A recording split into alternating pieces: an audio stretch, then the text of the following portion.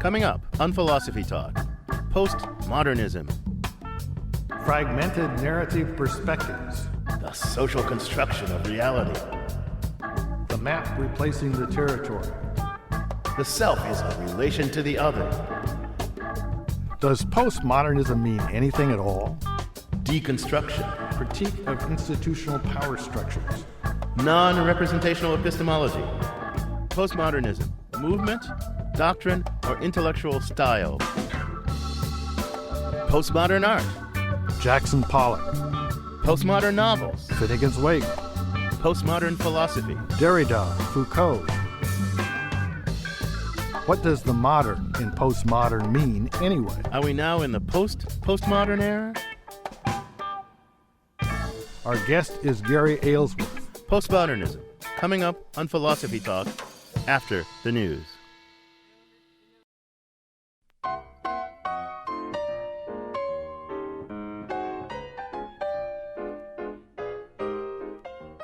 Hello, and welcome to Philosophy Talk, the program that questions everything. Except your intelligence. I'm John Perry. And I'm Ken Taylor.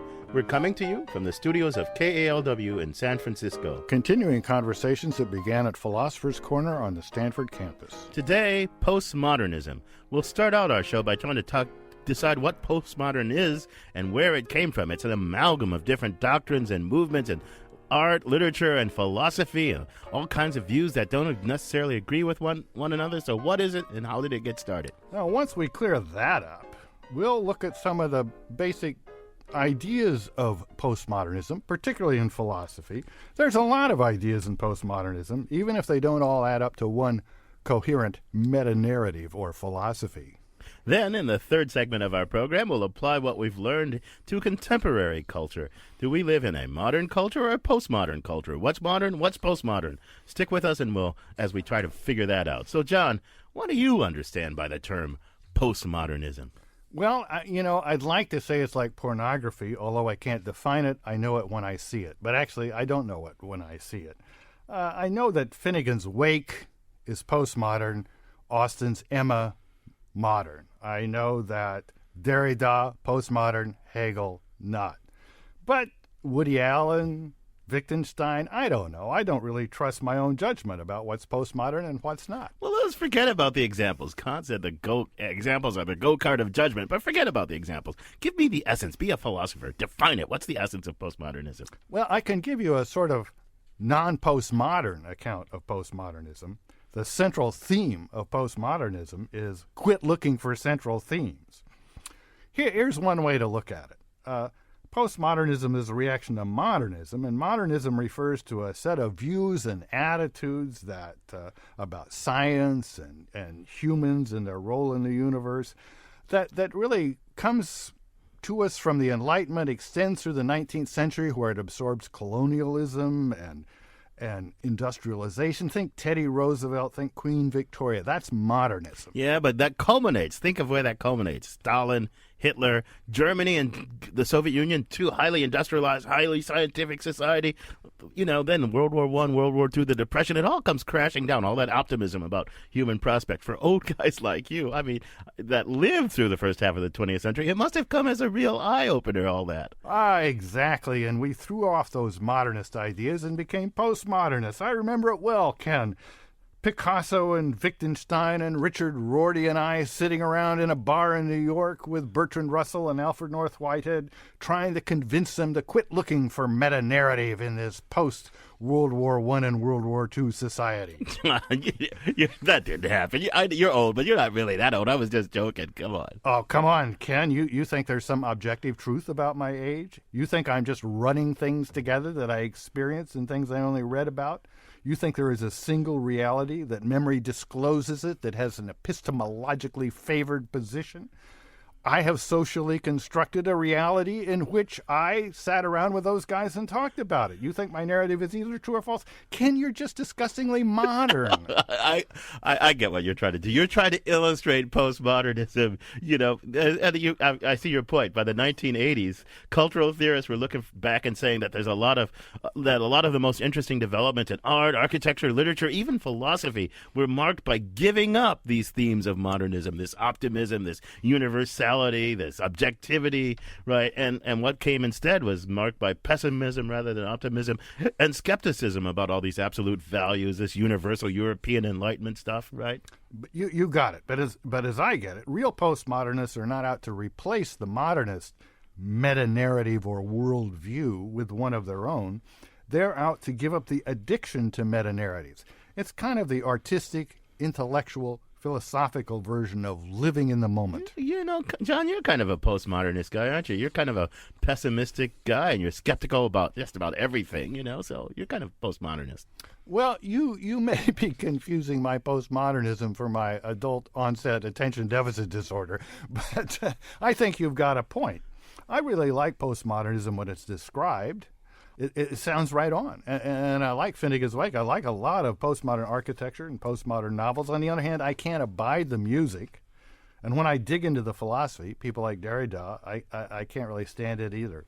I think I'm a Humean postmodernist. I'm skeptical about most things, but not about the difference between good and bad philosophical arguments. Or maybe I'm a semi-postmodernist. Tony Cliff defined postmodernism as the theory of rejecting theories.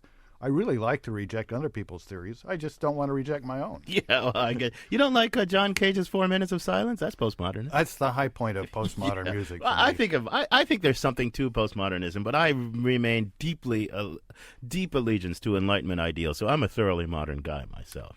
Poor Ken, mired in modernism. So look, what's modern? What's postmodern? To help us sort through that, a roving philosophical reporter, Zoe Corneli, went out and examined some postmodernism and modernism. She files this report. What exactly is the difference between the modern and the postmodern? Here's a good example. In literature, John Steinbeck is a modern author. And in the South, he saw the golden oranges hanging on the trees, the little golden oranges on the dark green trees, and guards with shotguns patrolling the lines so a man might not pick an orange for a thin child. James Joyce is prototypically postmodern. That the Humpty Hill head of Humself promptly sends an unquiring one well to the west in quest of his tumty-tum toes, and their upturned pike point-in place is at the knockout in the park, where oranges have been laid to rust upon the green since Devlin's first loved Livy. Or how about music? B.B. King is modern. I've been downhearted, babe.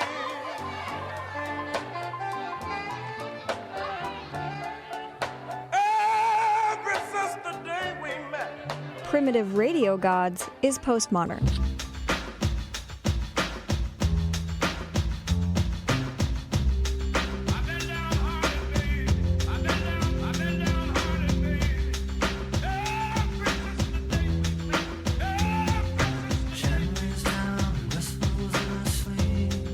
Postmodern music evokes one image in the context of another. Rather than one single monumental voice telling a story, postmodernism is all about an interaction between different voices and ideas.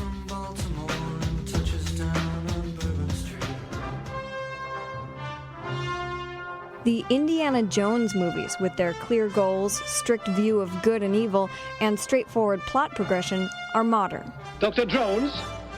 Surely you don't think you can escape from this island? It depends on how reasonable we're all willing to be. All I want is the girl. If we refuse? Then your Führer has no prize. The movie Memento is postmodern. Well, I guess I can only make you remember the things you want to be true. Like old Jimmy down there. He's not the right guy. He was to you. Come on, you got your revenge. Enjoy it while you still remember. What difference does it make whether he was your guy or not?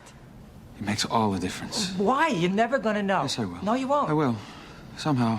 In Memento, it's not clear who's who, or when things happened, or even what exactly did happen. Then, of course, there are TV shows. The Honeymooners is modern. You men just think that you own this world. Yeah, but you women get revenge. You marry us. The Simpsons, postmodern. It's time to learn about love. No need, Mom. We already learned in school.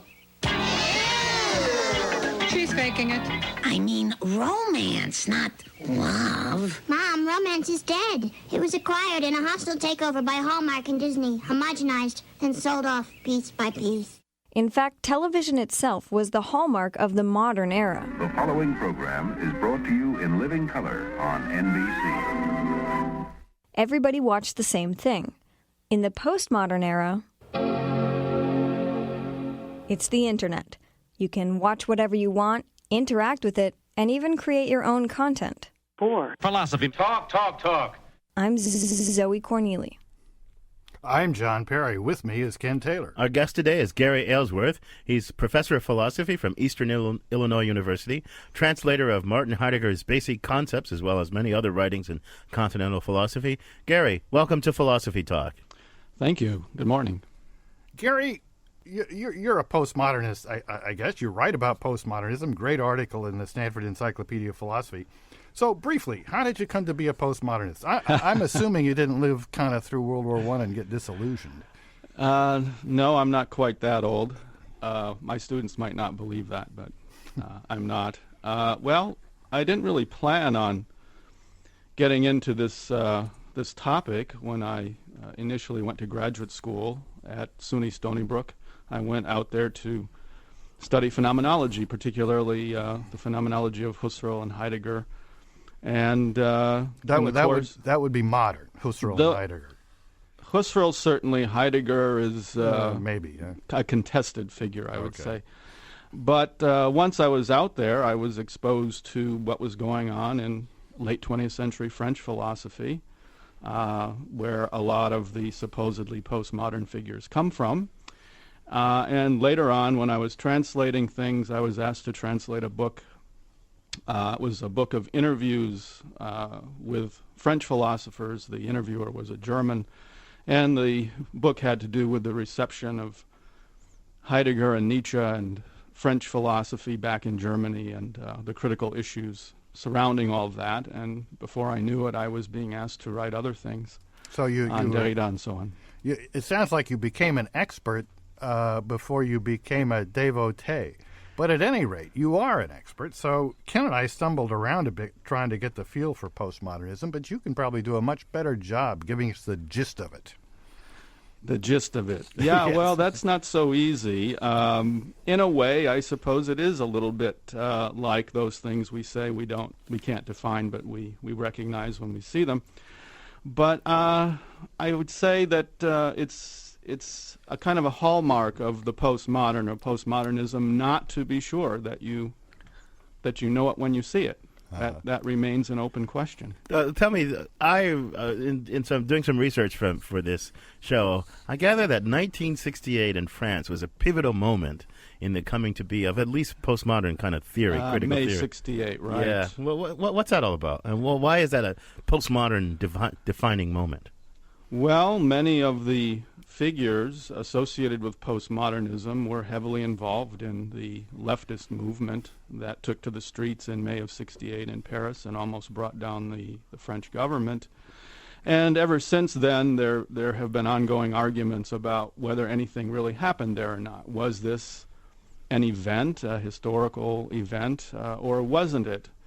And ever since, there have been arguments in Paris and elsewhere in the world about whether that really was this event, this singular happening in which something new occurred. Well, take the side that says there's something new did occur, and what are they saying did occur, and how is that related to the rise of postmodernism in their minds, whether or not they're right or wrong?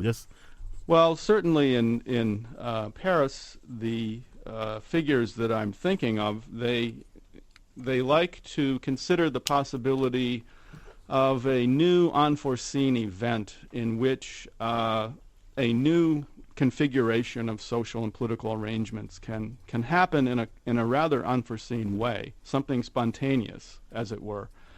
And those involved in that movement were certainly hopeful that something like that was taking place. One of the frustrating aspects of what was going on for the French government, of course, was that there didn't seem to be any coherent program or set of demands on the part of many of these activists. They would just say things like, well, we just want to be free. That's what will make us happy. Well, what can the government do to satisfy that demand? The answer is probably nothing. All right. Now you in your writings seem to admire this fellow Jean-Francois Lyotard. Lyotard, right? Lyotard.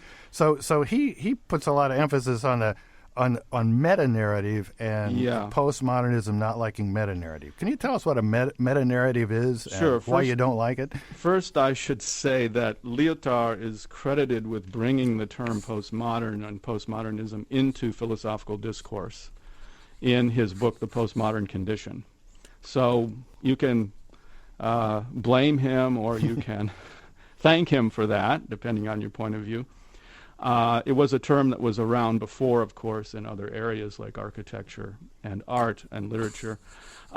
His point there is that, as far as he's concerned, the modern, and he doesn't necessarily mean what we usually mean by modern in the historical sense.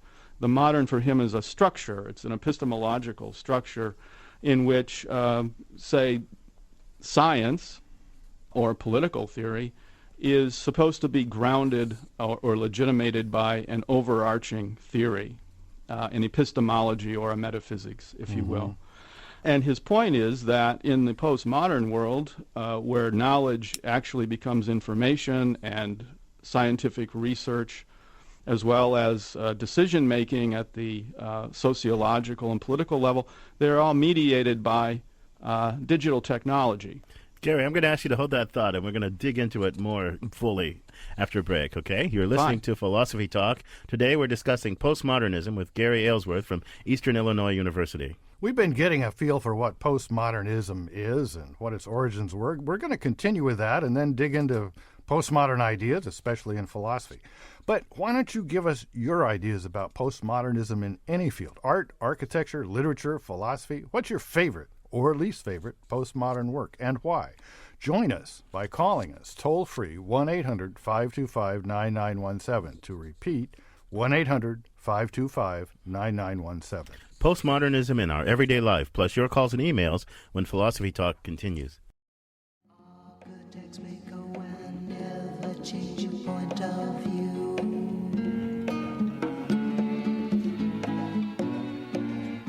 Frank Lloyd Wright was a modernist architect. Today on Philosophy Talk, we're looking at postmodernism. I invite all of you postmodernists, anti-postmodernists, modernists, whatever you are, give us a call. Give us a call or an email about what you don't like or what you do like in postmodernism. I'm John Perry. And I'm Ken Taylor. Tell us your thoughts. The toll-free number, 1-800-525-9917. That's 1-800-525-9917. Or, as always, you can email us at comments@philosophytalk.org. Our guest is Gary Aylesworth from Eastern Illinois University. We're having a very postmodern conversation. Upbeat, lighthearted, living in the intellectual moment. So, Gary, look, if I'm standing with you in a bar, right, or a cocktail party, and I know you're an expert on postmodernism, and I just want you to give me the takeaway message. Right? I don't want a lot of huge discourse, right, because I'm just with you at a cocktail party. What's the takeaway message? What's the cocktail party version of the main idea of postmodernism? Well, I would tell you there probably isn't any main idea per se, but one of the common themes would be what we might call contextualism. This notion that artworks, novels, pieces of music, or philosophical theories don't just stand on their own. They're part of a larger context, and they wouldn't be the things that they are without that context. That sounds like a banality so far. I mean, why is that? Why should I be struck by that? I mean, did modernists say, oh, you don't care about the context? I mean, why is that not just a banality? Well, certainly when it comes to certain types of modern art, it's not a banality, because in modern art, the idea was to become pure, to achieve a kind of formal purity in a painting or in a novel or even in a building, in which the building, the painting, the novel would master its own sense, its own meaning within itself, and not have to refer to anything outside of itself. Oh, okay, now that's helpful, because the one place I kind of get a feel for postmodernism is architecture, and I really think, I guess, modern architecture sucks. If that's what we got in the Bauhaus and the big windowed buildings, but and really new stuff I really like, and I guess it's postmodern. And you're saying it's more contextual. It doesn't try to be pure. Is postmodernism intrinsically eclectic, borrowing stuff from different styles? Well, I think the better examples of postmodern architecture would be more than just eclectic, because there would still be some kind of stylistic statement being made, but what's going on there is the awareness that a building isn't just a building, it's also a cultural signifier. And buildings take on a certain function as a cultural signifier that is above and beyond what the architect may have wanted. Explain cultural signifier. I know what cultural is, and I know what signifier is. What do they mean together? Right. Well, a signifier is a sign, say, that functions only in the context of other signs, and they have certain structural relationships with one another, and those relationships are, as we say in structuralist theory, they are arbitrary, which is to say they're instituted in some way. They are conventional. An example of how this happened to modern architecture would be, say, the modern building designed by Mies van der Rohe in New York, the Seagram building, which is the typical glass box, which became emblematic of the other glass boxes that got built around it. And van der Rohe had in mind a kind of architectural purity in that building, which indeed is there, but what he didn't foresee is that building would become a signifier for global capitalism, something that he himself was not happy with. Oh, so I think, let's see if I got what you're saying here. So when I design a building and put it in a place and give it a function and a context, I'm not just like designing a building. I'm expressing something about, my place in the world, my place in a culture, my place in a society. And the postmodernists, is it that the postmodernists are much more self-conscious about those self-presentations than the modernists? Is that I would say yes, and they're conscious of the fact that buildings can't simply contain their own context, that the context that surrounds them is something that they themselves can't particularly control with the design of their building. They are aware that buildings are also signifiers. Now, I think Las Vegas is supposed to be very postmodern. I think there's a book about that. Of course, I can't remember the author. Yeah, Learning from Las Vegas. Oh, right? Learning from Las Vegas. Now, I would have thought that in Las Vegas, none of those buildings pays any attention to its context. One of them is supposed to look like Paris. The other one looks... I mean, what's going on there? Well, that's the point. They are simulacra. The Eiffel Tower is there, but it's not really the Eiffel Tower. The Taj Mahal is there. It's not really the Taj Mahal. And somebody with a postmodern sensibility would look at all this and say, well, this shows that there's kind of a playfulness, an irony going on here, where we realize we live in a kind of virtual world. Yeah. So like the contextualization there is like knowing that it's decontextualized in a certain way, that it's just that it's a mere simulacra, as it were. I don't know if I should say mere, because isn't everything supposed to be a simulacrum? And yeah, the money you lose in Las Vegas is real, Ken. What do you think about that thought of mine, Gary? Well, not everybody I'm likely to talk about under this topic of postmodernism would talk about the simulacrum. Many do. It's the idea that we are surrounded by virtual images and by messages that are mediated by this network of global communication and teletechnology, and that our perceptions of the world are shaped by these images and by these messages.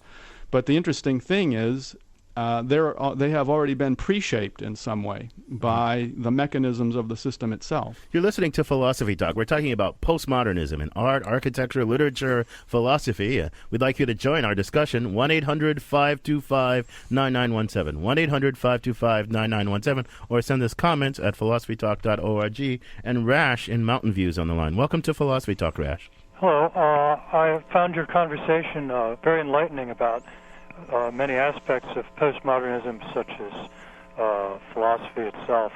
But I have a comment about architecture, and I find a lot of postmodern architecture an aesthetic assault and visually hideous.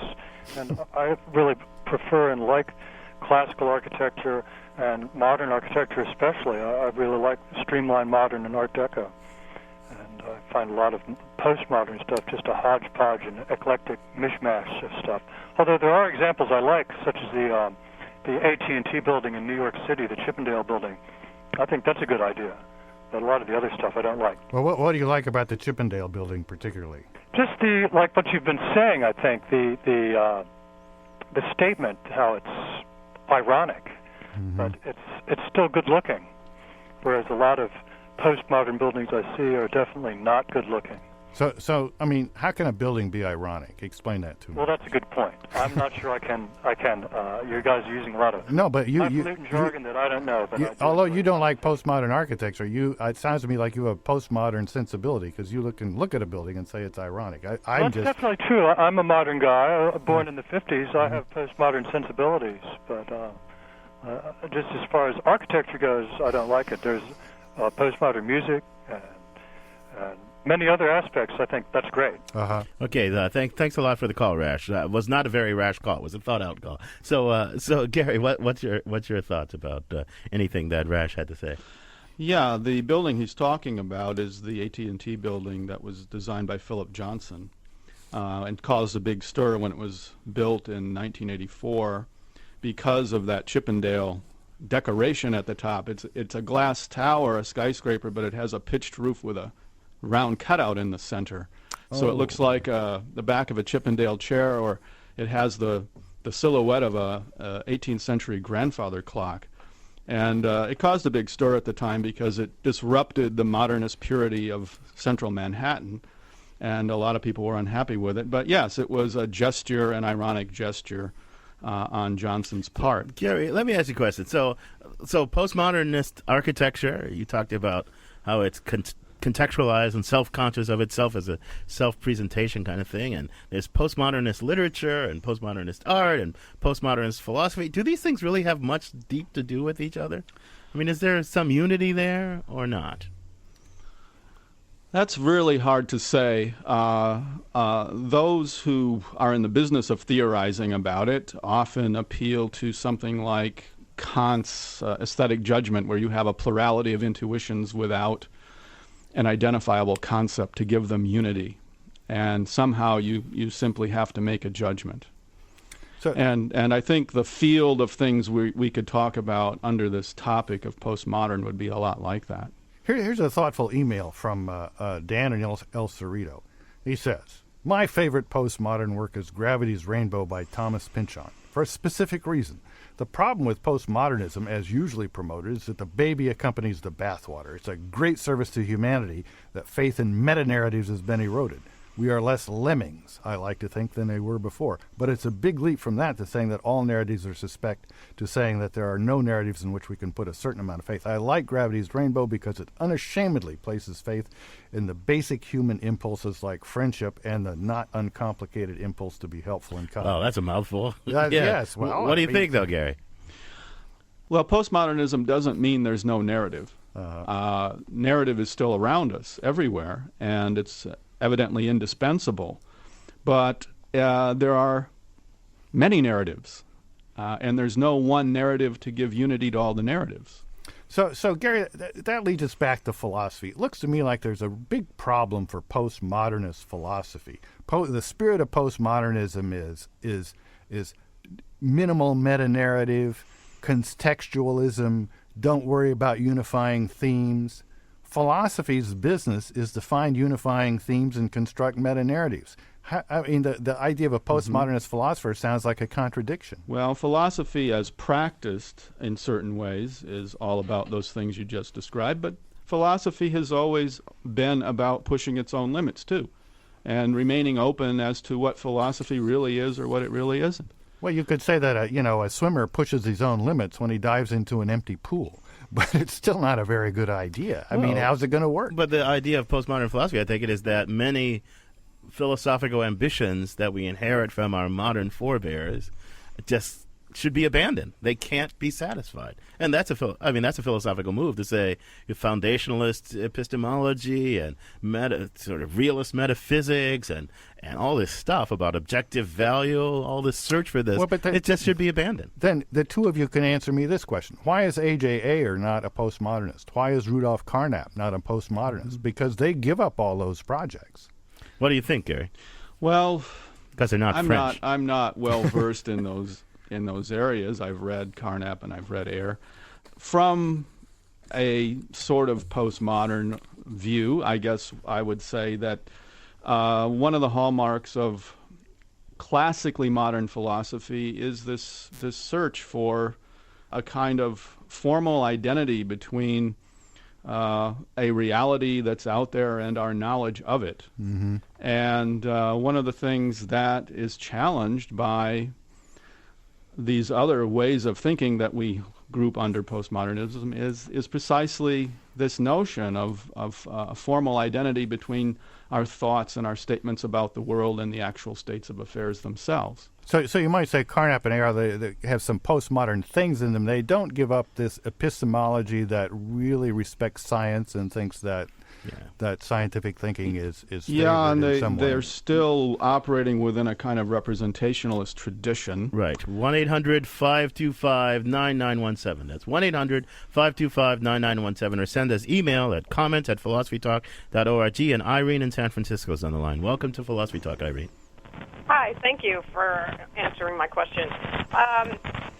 The Reverend Jim Wallace, who wrote Why the Right is Wrong and the Left Doesn't Get It, gave a speech at the Network of Spiritual Progressives founding conference where he said that to not see evil in the acts of 9/11 is to be suffering from a postmodern relativism. Is he understanding postmodern right, or? Thanks, Irene. Excellent question. Postmodernism is often accused of this kind of thing. Gary, what do you think? No, I don't think that it's relativism. I don't think it's moral relativism. I don't know anybody who didn't see evil in 9/11, for example. The perpetrators? Osama bin Laden? There's nobody... Islamic fundamentalists. Nobody associated with postmodernism would say that there's no evil there. There's some that this was not a crime. This was not an act of murder. I don't know anybody who has said or would say such a thing. Yeah, but we don't want to sell postmodernism short. I mean, I think there's some very interesting things that have come out about, what's the difference between terrorism as done by Al Qaeda and terrorism in World War II. Yeah. So I mean, I think in this case, postmodernists, people that are recognizably postmodernist, including this poor guy that got fired at the University of Colorado, have had interesting and insightful things to say. Yeah, I think you're right. And I'm going to actually, after the break, I'm going to challenge you a little bit. Tell me how the postmodernists can get away with saying that Osama bin Laden is evil if they question these absolutes. Right? You're going to have to tell me how that exactly works. You're listening to Philosophy Talk. We're discussing postmodernism with Gary Aylesworth from Eastern Illinois University. We've talked about how postmodernism arose, what the basic ideas are, begin to talk about how philosophy accommodates itself to this lack of meta-narrative. In the next segment, we're going to try to get a better feel for postmodern in today's culture. We'll try to overcome my inability to say what's postmodern and what's not. Rock and roll, Fox News, MTV, the Internet, George Bush, Jon Stewart.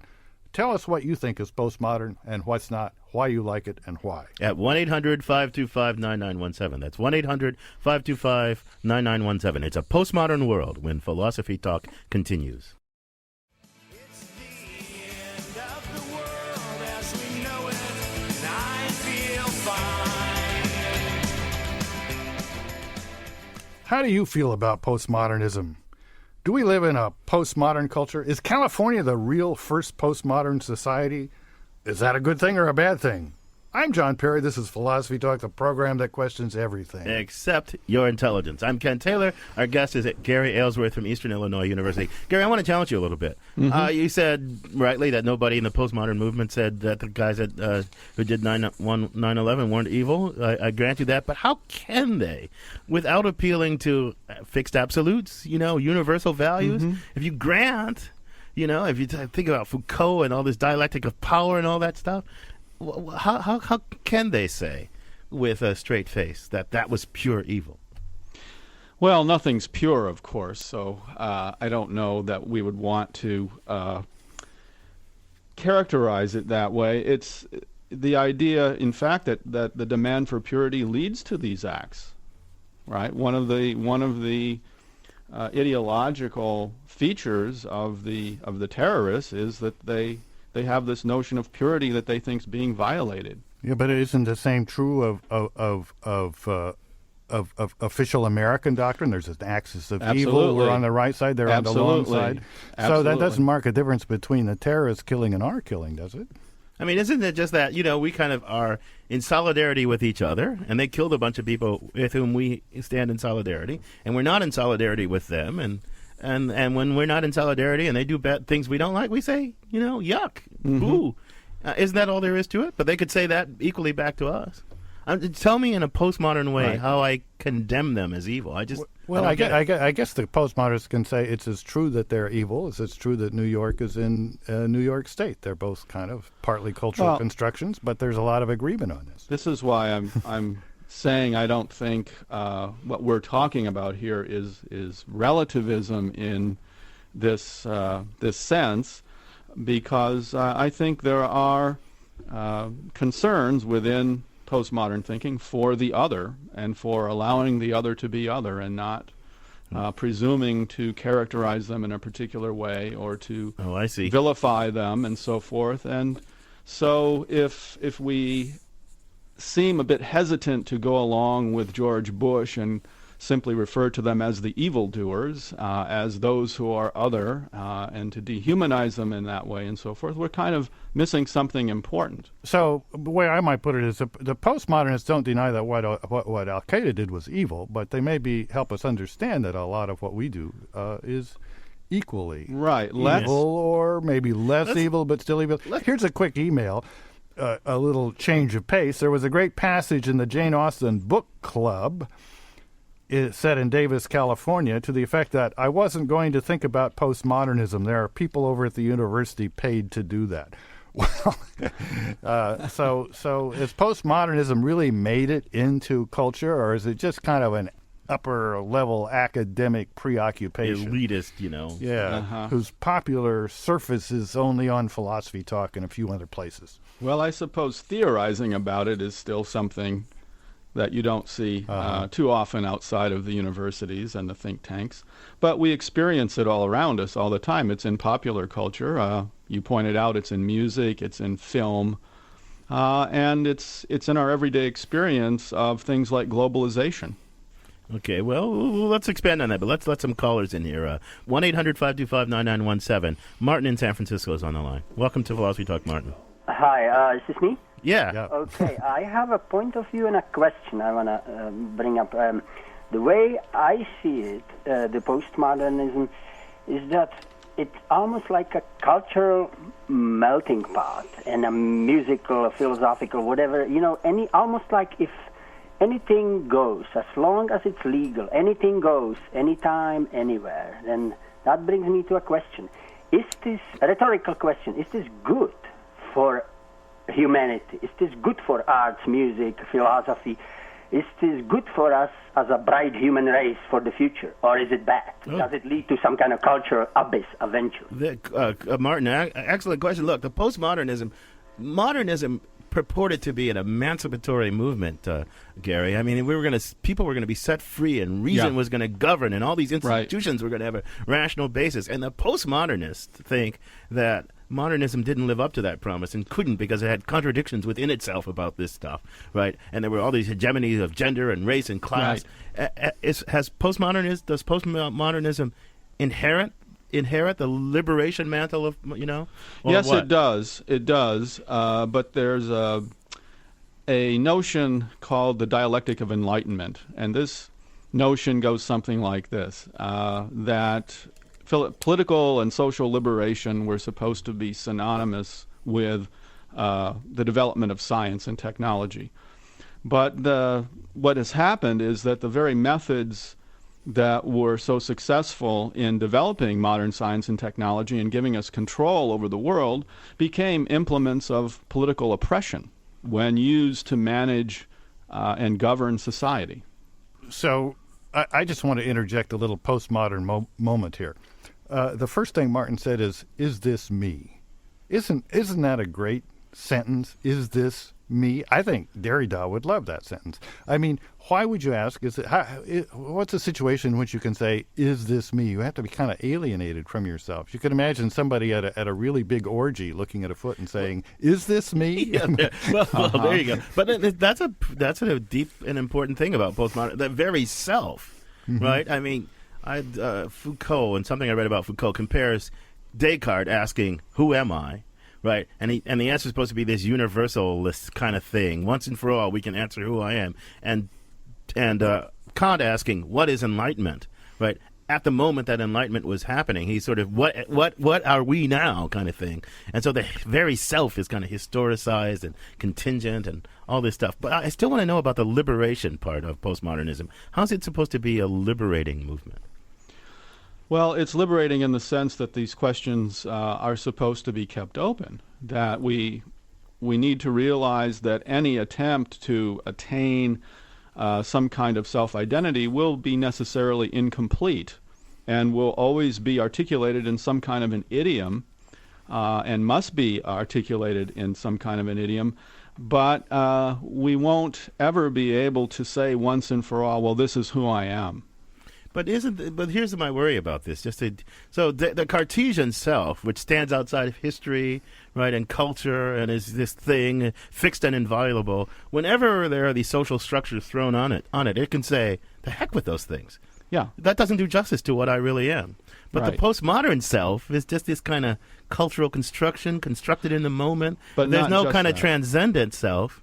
Yeah, but not just that. There's always this sort of moment, if you will, what some of the people we're talking about would call the event, the spontaneity that does free us up from that very context that at the same time we can't separate ourselves from.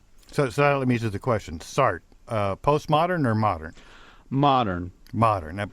But he's the spontaneity, create your own self, all this stuff, but still modern, huh? Just because his books are so long? Modern, well, particularly in the sort of classical Sartre of the 30s and 40s, where he talks about consciousness as being sui generis and not being connected ontologically, if you will, to its position in the world, but always above and beyond it in this. But his notion of what is free in consciousness, again, is a kind of a notion of purity, and that's where we're going to get a divergence with somebody like Foucault or Derrida. So let's focus on that a little bit. We don't have much time, but I want to see if you can clear that up for me. Some people think that the postmodernists kind of throw out the baby with the bathwater, and really, because they lose this spontaneity, this freedom, this self that's out, how did you put it? Above and beyond, right? And for Kant and Sartre, the above and beyond self was the guardian of freedom and autonomy and all that stuff, and the possibility of self-creation. But isn't that lost in the postmodernist approach? It's not lost, but it is part of an ironic sort of double gesture in which we know that freedom isn't that freedom apart from the very situation that we are in. Yeah. And so that, yes, we are free and spontaneous on the one hand, but we are never free and spontaneous in this pure metaphysical sense. But we're free and spontaneous in a kind of performative sense in terms of what we do in the situation that we're in. Well, and kind of my final verdict on postmodernism, at least for this program, is, I agree with the critique of rationality with a big R, truth with a big T, reality with a big R, all this purity and stuff. But what postmodernism seems to give us in its place is only in a kind of ironic reality, a very unrobust sense of reality, of truth in the self. And frankly, it ain't enough for me. Yeah, well, Gary, on John's dissatisfaction, I got to thank you for joining us. It's been a great conversation. Thank you, gentlemen. It was a pleasure. Our guest has been Gary Aylesworth. He's professor of philosophy from Eastern Illinois University, translator of Martin Heidegger's Basic Concepts, as well as many other writings in continental philosophy. So, John, what'd you learn about postmodernism today? I see you wrote a nice blog about that. Yes, I wrote a blog about postmodernism, explaining why I like the sentences that postmodernists write and some of their paragraphs, but I'm never able to read through a whole essay. I would sum it up this way. Ken, a philosopher without a meta-narrative is like a fish without a hook in its mouth. It's maybe doing a lot of swimming around, but there ain't there much to eat. Well, I don't know. That part of postmodernism, I actually kind of like it. I actually think of all these grand narratives. The Marxist grand narrative of history, Hegelian narrative of history, all this. You know what I think all that stuff was? It was a stand-in for divine providence. That history has a story to tell. That's a working out of rationality and a coming to fruition of universal reason and all that stuff. And I think that's all a bunch of hooey, to tell you the truth. And I agree with the postmodernist about that. I really do. Look at all the damage that has been done under these totalizing fantasies. Yeah. Right? And is still being done under the totalizing fantasy. I think you and I agree with being more drawn to the negative parts of postmodernism than to its positive, in spite of its best efforts, meta-narrative about what's going on. Well, right, and I agree about that. I think it has maybe thrown out too much of the baby with the bathwater. I think it's a little tricky, because you get rid of the meta-narratives, the totalizing narratives about human history, and how do people live? Well, live in the moment, construct yourself. Well, how? But then it even denies freedom, and so I don't know. I've been reading a lot of postmodernism, at least by my standards, this last week, and these guys don't live in the moment. They're always trying to bring in Marx or Kant or somebody else out of the moment. So for the final word on postmodernism, we turn to the most postmodern radio voice we know. That's Ian Scholes, the 60-second philosopher. Ian Scholes, if you are a thinking person, postmodernism may have affected the way you speak. To paraphrase Professor Harold Hill, do certain words start to creep into your vocabulary? Words like paradigm, deconstruction, marginalize, transgression, dialectic, gaze. Much fun has been had at postmodernism's jargon-crammed expense, but what is it? Postmodernism places an emphasis on how perception takes place rather than what is perceived. It blurs distinctions between genres so that Popeye the Sailor Man, say, can be as worthy of study as Ulysses the Sailor Man. It is relentlessly relative. My personal encounters with Pomo people, whenever I'd ask a question of one, he or she, instead of answering, would examine the cultural assumptions that led to my asking it. To indicate how deeply Pomo permeates the culture, or at least some cultures, just last year, I read a newspaper report covering a discussion in San Francisco about whether to weed out invasive plants from the parks. One participant accused the gardeners of xenophobia and racism. That's right, plant racism. What about Pomo and science? Some postmodernists claim that human subjectivity precludes the objectivity of science. Since objectivity does not exist, science therefore subverts the oppressed. One French theorist even wondered if E equals mc squared was a sexed equation. It privileges the speed of light over other speeds because it goes the fastest. If I understand the logic of that, the speed of light is oppressing the speed of sound. The sun is committing a hate crime. It was exactly this sort of thing that got to physicist Alan Sokal back in the mid-'90s. He wrote an essay called Transgressing the Boundaries Towards a Transformative Hermeneutics of Quantum Gravity, which was accepted and published in the journal Social Text. In the essay, Sokal called for a liberatory postmodern science and emancipatory mathematics. No sooner had the article appeared than Sokal revealed it to be a hoax, leading to much anger from Pomo people. One of the editors of Social Text speculated that, quote, Sokal's parody was nothing of the sort, and that his admission represented a change of heart or a folding of his intellectual resolve, unquote. Another reader responded, quote, what Sokal's hoax reveals is his anxiety as a scientist about this empire of knowledge, as well as a rather ignorant and condescending relation to complicated philosophical, sociological, and theoretical positions, unquote. So once again, the postmodern position is pretty much unassailable. If you point out that the emperor has no clothes, Pomo people will launch into a cultural history of clothing, the hermeneutics of the representations of nudity, and the role of hegemony in the perception of emperors. Bless their hearts. Of course, by hearts, I mean the metaphorical trope defined by the patriarchy. I gotta go.